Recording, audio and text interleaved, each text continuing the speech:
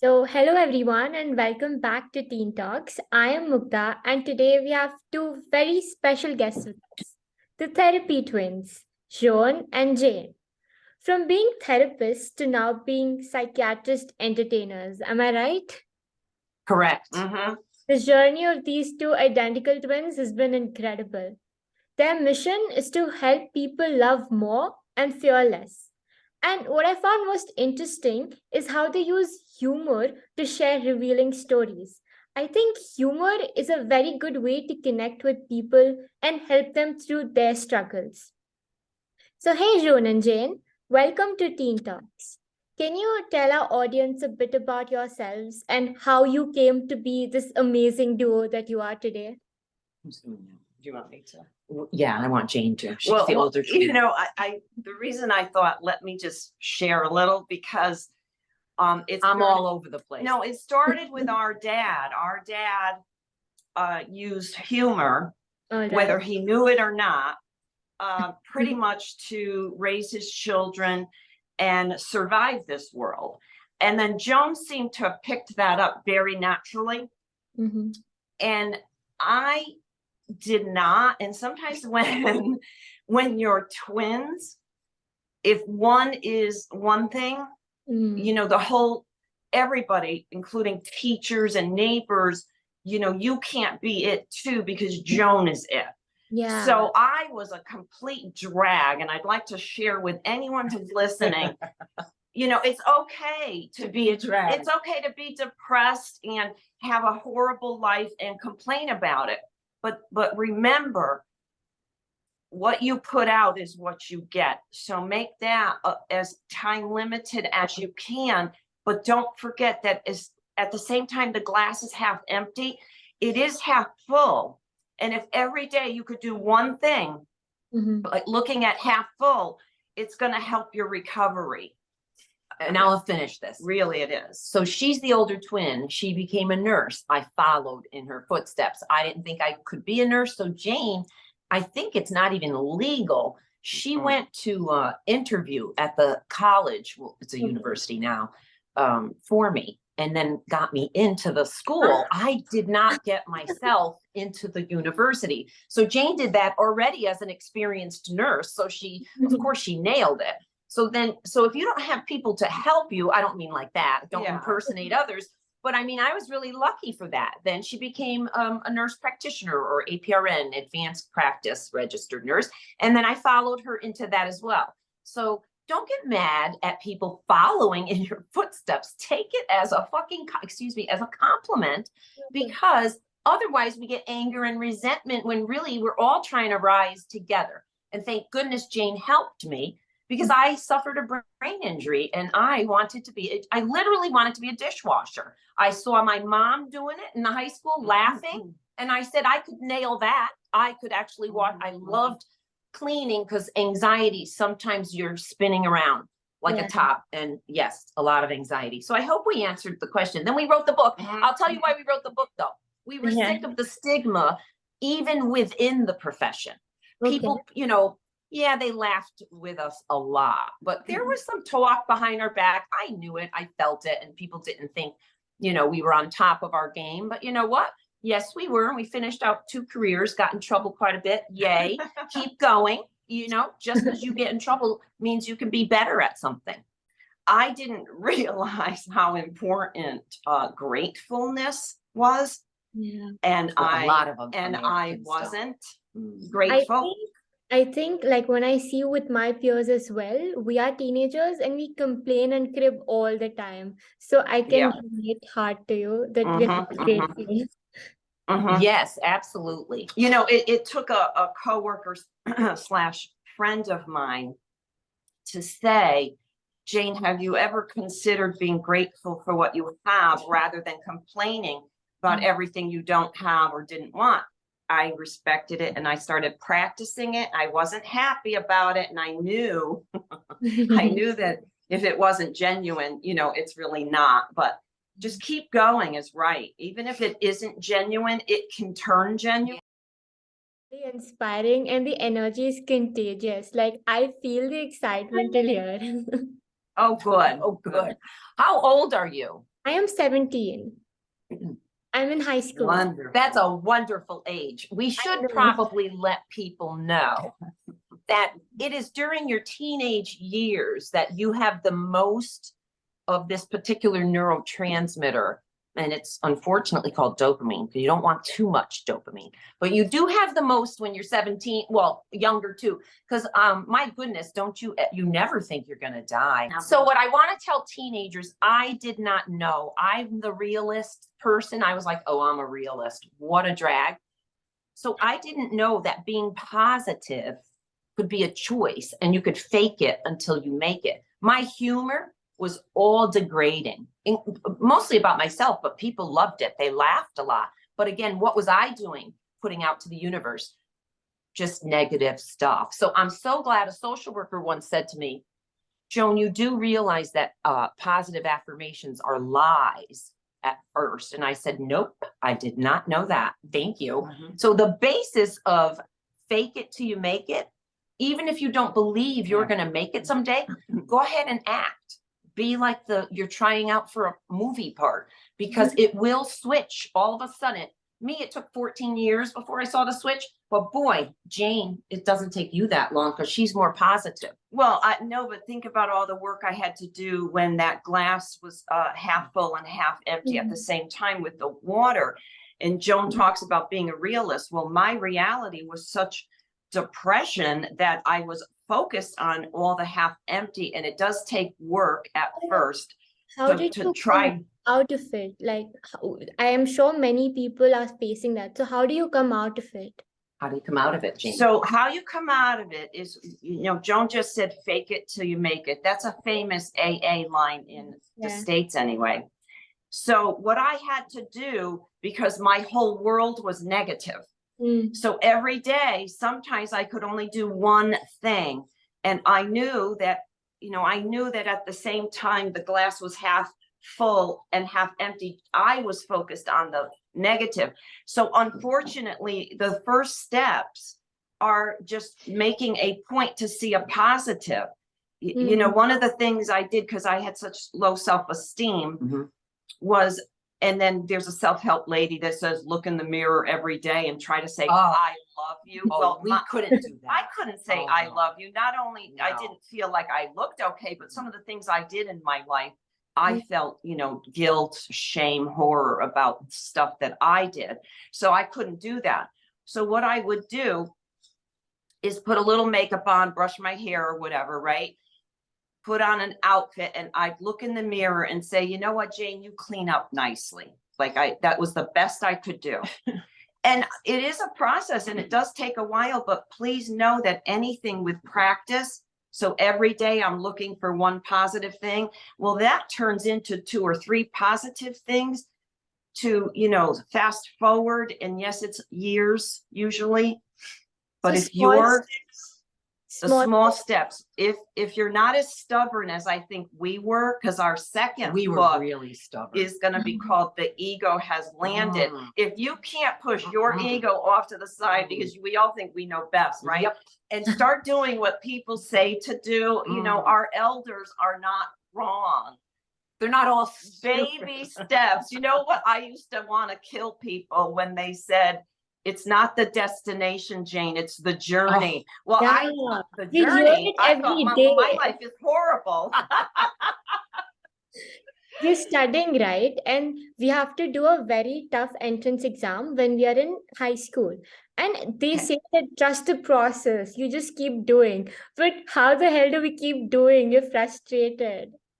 That's right. I had to make it easier and more fun, because I really enjoyed making fun of myself. So I used to ask Jane, just remind me when you hear something extremely negative. And all day she kept saying, excuse me, what did you mean to say? And I really thought I meant to say how ugly I was, or what a stupid mistake, what a dumbass. I said a lot of stuff about myself. So she reminded me of that. So I would actually start like this: correction, universe. And then I would lie to myself. I would say, well, I'm very into anti-aging. So my first positive affirmations were actually, I have smooth, flawless skin. And it started working, because it's not magic. It's not It's not so, it is scientific. I'm ready to say it's not. It is Oh, it is. scientific. So the more you say out loud what Yeah. you want in life, and you have to say I am or I have, because Native Americans never wished for rain.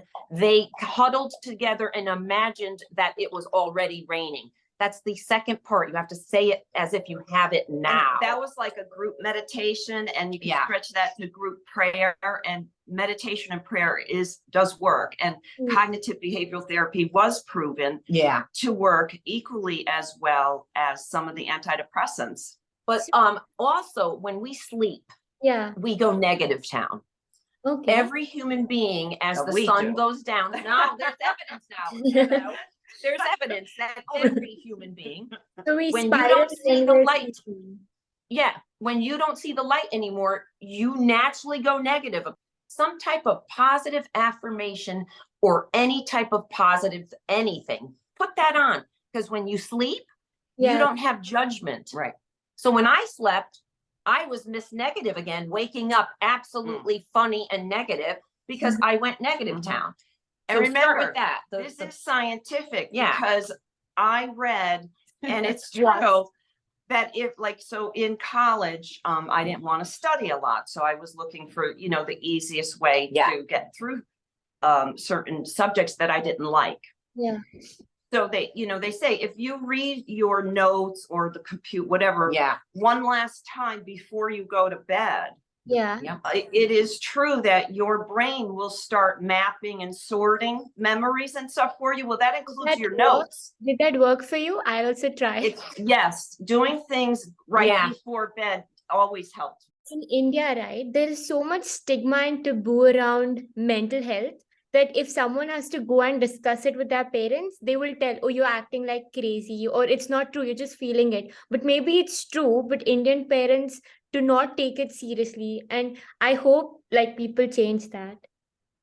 So, That I Yes. don't think many people do take it seriously. They had on LinkedIn the other day, what does everybody think about a mental health day from work? And some guy wrote, it's called a sick day. What are we all stupid? And yes, but I'll tell you, when I was a psychiatric nurse, yeah, this guy said to me, Joan, I think I'm going to call out tonight.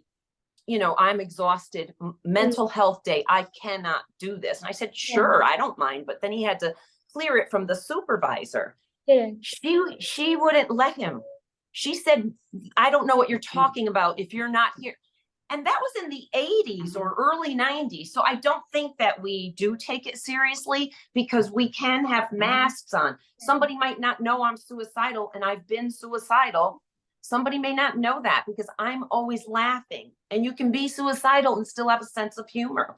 I Yeah. don't think it's, we don't take it seriously, although what that is that's what we would say about it. And I hear that, and I probably didn't even take my own stuff seriously. Yeah. But why is that? Because it's a societal thing. If society does not put Correct. importance on it, in our country, at least in our neck of the woods, back when I had therapy, Yeah. my health insurance at the time covered all kinds of medical procedures and visits and but mental health was Yeah. separated. It was not covered the same. It had fewer chances of being covered. I remember having to accrue a There was a bill. percentage, I believe, that was covered. And it was not until later, sometime must have been in the 90s, where they said this has to have a similar reimbursement, et cetera. But that's just a new change. Mm. Yeah. So I think your parents, my parents, the whole system, it's more of an ignorance, something that we fear.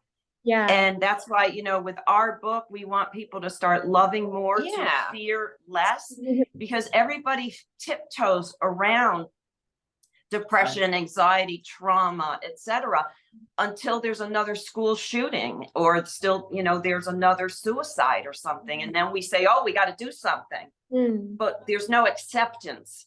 So my next question is relative. Yes. Let's say we want to be physically fit. We know what to do. We'll eat healthy food. We should work out. But can you give us some of your tips and tricks that we can do every day for our mental health? When you think about a daily habit, like we said, please correct yourself every time you're negative. Every time you say, I'm stupid, I'll never amount to anything, not that this might be generational. I'll never make it. No one's ever going to like me. I'm ugly. Oh my God, my legs, I have veins. I can never we show could my go body. on We just and go on on and on. Oh, and I've had plastic surgery. That's how much I hated myself. My nose was very large and I felt like that had to go. And then we were flat chested. I can speak for both of us. And we got our breasts augmented. And a client said to me, because every so often I would share, and one day she didn't know if she wanted her breasts done or not. And I said, well, I had mine done. And she looked at me and said, a reduction, Joan? And it was like, wow, bitch. No, I actually had no breast tissue. And these are bought and paid for. Did plastic surgery help my self-esteem? No, it didn't. Briefly, I didn't think I was as ugly, but those same, I'm going to say this word, habits, those same habits of mine were there. So until you can change a habit, the easiest way for me, because I tried acting, is listening to other actors talk about their role as, ooh, I got to get into this role, got to start changing my habits. So if you want to be something else, you just change the way you do it. Okay. That's all. You just change it. So how Joan mentioned once you say I'm ugly or I'm so stupid, I'll never make it. Yeah. If you don't challenge that negative thought, a cognitive behavioral therapy can get really boring. And that's why a lot of people deadly they don't do it. But Mm. if you're not challenging the negative and then replacing with the positive, you're not helping yourself enough. Just think about, would you put your blow dryer into a bathtub full of water? Would you put the electrical blow dryer in there? Of course you wouldn't, right? Unless you're having a temper tantrum, Right. and you want to break it. Or if you dropped your cell phone into the toilet. Done that as well. Unfortunately, you'd prefer to have a glove on. You're going to run in and do that. Pick that up, get that out. You're going to rinse it, dry it, throw it in a container of rice.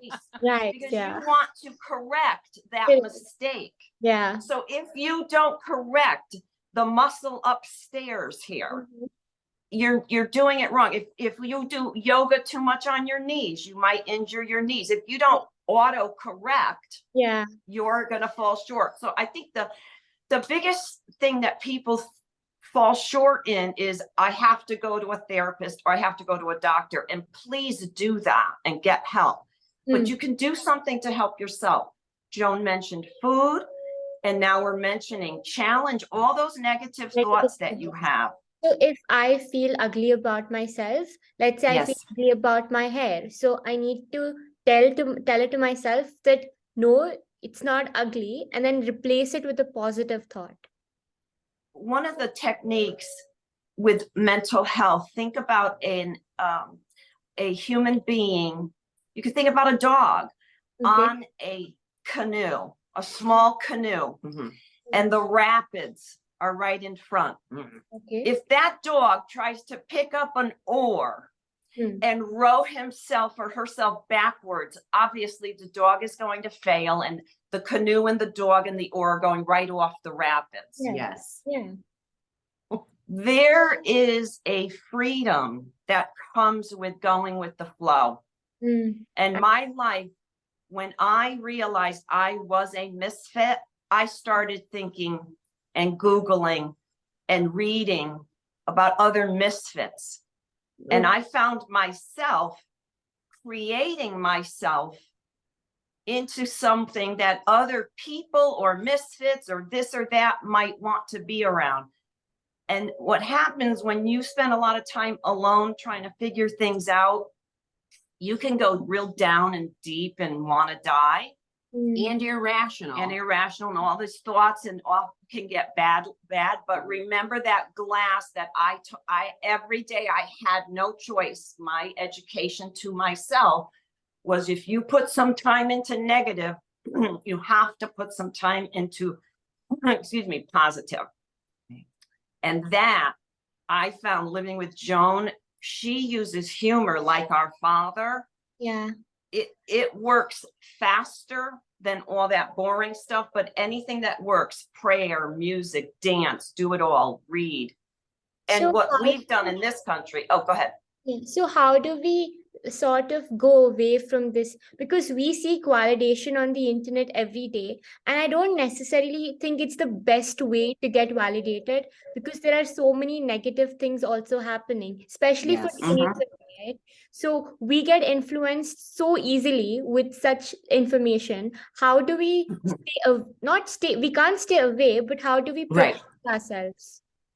I have one little hint because I've noticed it with other people who post, because a lot of people get angry and bicker back and forth, and it's so negative. Hmm. What he does, so I started doing this, is you post with no comment whatsoever. It is just a neutral post. You have freedom to see that in a positive way or freedom to see that in a negative way. I believe the person posting, we talk about in our book, is if the motivation behind the behavior is negative, believe me, you're going to get some negativity back, serious negativity. But if Hmm. your motivation is to actually, gee, I would like to tell people, because I couldn't shut up as a young person, that silence is okay. And it is Yeah. a complete sentence. And Mm. I practice sometimes listening and shutting up, because we often don't hear what other people are saying, but you can learn a lot if you do practice that. One of the things that upset me was when people said, you know, everything's within you and, you know, you want change, be the change. And I just didn't like myself at all. So it was very hard for me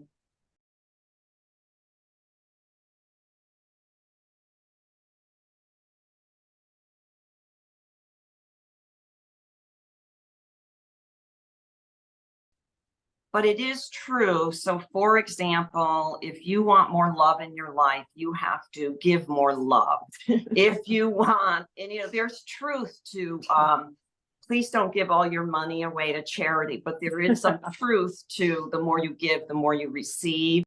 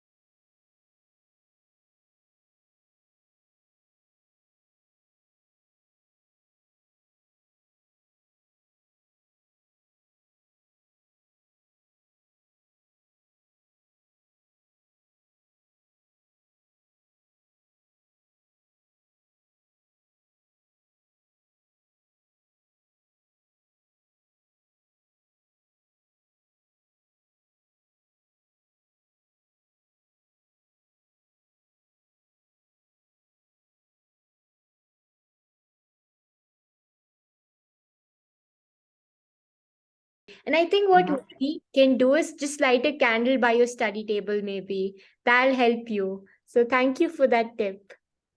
And you don't always get the validation you're looking for, but that's where I believe spirituality comes in, Correct. because I noticed people that were very spiritual did not need my help as much as some other people. Mhm.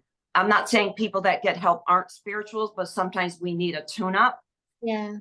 So the spirituality part, if I find that just memorizing one prayer, any prayer from any religion, and if you're having a down day, say that prayer more than once. I find that helps me a Yeah. lot. You think if something negative you're feeling, it's possible to turn it into positive. Yes. Oh, it absolutely I is. But do. remember, you're not going to believe it right away. Right. But you're going to say it anyway, because we all know that the more you practice saying something, it's like a spelling bee. Yeah. The more you memorize how to spell dandelion or guitar. You know, these are the words we got kicked out. You see how the mind will remember a negative? Yes. Yeah. I don't remember all the A pluses I got. I Mm. mean, I know they were there Yeah, because but you remember I- the negative. that's right. They say every actor and actress will remember that one negative review. And it's because of the emotion was so strong. Yes. So anything I heard on how ugly I was, if I heard somebody say, "Oh, Jane's nose is like that, but Jones is like that," well, that was a lot of emotion at a pep rally in front of the whole school. So thank you for that. But see, if I didn't put it in that thing, thank you for that negative experience. I'm returning it to you. See, I'm very concrete with that brain injury. I needed concrete steps to move forward. I have one more thing. Oh. In a movie, we have to hear things 9 times. So Ooh. how do you turn the negative to positive? Yeah. Well, I heard in a movie, foreign flick, the kid was, I think he was raped, and then he was tarred and feathered and passed around the town. And what his grandmother said to him after he was crying for days and not coming out of the house, she said, trauma can be a gift. And I thought, my ears turned into like giant buildings of like, what? You know, I was the poor me, using my victimology. What is this person saying? Let's get rid of them. She said trauma can be a gift, and he was so upset with his grandmother. And she said, you can now recognize the hurt in others. Yeah. So now I became a psychiatric nurse because I needed to look at that. Jane told me all nursing. And I said with psych, when she explained it, I said, I can do that. And I did it. So you Google anything you Or want, or Safari. Safari, anything you want, you're going to get it. Well, your brain is also like a computer. You know, they also say our heart is like a computer. Okay. And what we remember, you know, I used to say you haven't lived until you've had a broken heart. And that bugged me. Because I hadn't lived. I felt I was trying to, Yeah. but I didn't feel the greatest emotion or the greatest intensity for me was with a broken heart. It was huge. But think about it. Our brains and our hearts are like computers. Remember when the guy broke up with me, every time I turned my head, everybody around me was driving a black Nissan Altima. But it's the same with when the person, let's call him James Dean, and he put that red Corvette or Mustang, a picture of it on his mirror, and he looked at that every single day until he could afford to buy the car of his dreams. Yeah. Remember, you are programming your brain and your heart with your negativity or your positivity too. So what you are looking at, what you're looking at. So I impress upon people, even when you feel only negative, which is what I did. Depression for me was anger turned inward. Please program a little positivity or you're going to start drowning. Yes. You're going to drown. You would not step in quicksand and not reach for a rope or a hand. So positive. Yes, reach for it. Reach for the positive thought, even when you don't believe it. And you can do it through movies. Yeah. Oh God, yes. Don't go to bed watching a horror flick. Hello. So the last question is, Yes. had to give any piece of advice to teenagers, what would you give? Well, don't kill yourself because, oftentimes that is a solution. Once Short-term once solution. we're at that point where, you throw your hands up, like there's no way anybody's going to help at this point. There really is help. And being suicidal, that's called black and white thinking. There is so much gray in the world. So what was the one tip? The one tip is to if you don't have somebody to say all your hurts and resentments, get that vomit out once. Priests are good. They can take it. Or a therapist, say it all out, because until you unload it, it isn't your backpack. You're carrying bricks. You're sinking into quicksand. And that is eventually why I became suicidal. There was no hope anymore. Any human or yourself through compassionate eyes, once a day, you will notice change. And if you don't like the word compassion, please replace it with another: kindness, love, thoughtfulness, gratefulness, anything. Fond of. Replace it and view somebody with that. A stranger to yourself. First, I absolutely wasn't like me to look at her like this and speak differently. There's a movie called Spies Among Us. I immediately thought, oh God, bitch is playing. She is going to trick me. Somehow I'm going to fall for it. She is so up to something. I didn't trust her. Yeah. But because I can also be that. I can also be conniving and up to something. But it eventually changes the way you respond. I was a reactivity person. I was electrical. I was lightning. I was thunder. And I could have gone into Broadway actually, but I didn't like that. But I got to say, my voice, everyone thinks I'm yelling. And I could just be speaking, and I get a lot. Why are you yelling? What's so important? I can yell. What I think is so important about this, I want people to know, is the only reason I did this was I thought, my goodness, if my grandmother asked me, to me, I hardly knew her, but there was respect there. I thought that's like, to me, my God, my oak tree, my whatever is bigger than me. And I want people to know that as I was doing it, my feeling, my view was hatred, not compassion. I was faking it out of respect. That's like when they say to the child that they had a little fight with, Joey and Jimmy had a fight and they both have to say they're sorry. One of them, actually, both of them think it's the other person's fault, but, the nanny said, you better say you're sorry. So I was respecting my elders, and, lo and behold, things started to change, and I really couldn't believe it, faster than I thought it would change. See, and all people are looking for is a little bit of compassion, because apparently we are unable. And we used to chart this way in the early 80s, and they don't do it now because insurance companies want a publishing company. You got to chart like you're a publisher. And we would chart all the time, unwilling or unable. Always gave the person the benefit of the doubt. They are unable to do this. And it would be the most minute thing. People got better back then. We were always laughing and kind. Now we just we restrained a lot. Now we just assume that the person is unwilling.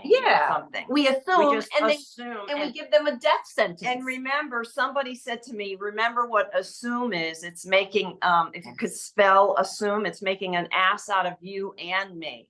So assuming is really not a helpful thing if you wanted part 2 to things that are helpful. Thank you so much for sharing, and thank you so much for sharing stories that I think are going to touch all of us, and your advice is really good. At least I am going to try some of them. Like, my biggest takeaways are changing the negatives to the positives, then fake it till you make it. That's one I'll definitely try. And lighting a candle, I think I'll start doing that for more positive energy. And forgiveness and gratitude. Thank you so much for sharing all. You're welcome. Thank you. Yes, thank you for having us. Yeah, I had a lovely time, and I am sure our listeners also had a fun time. Thank you so much. Thank you. Thank you. Magda. Thank you. Thank you.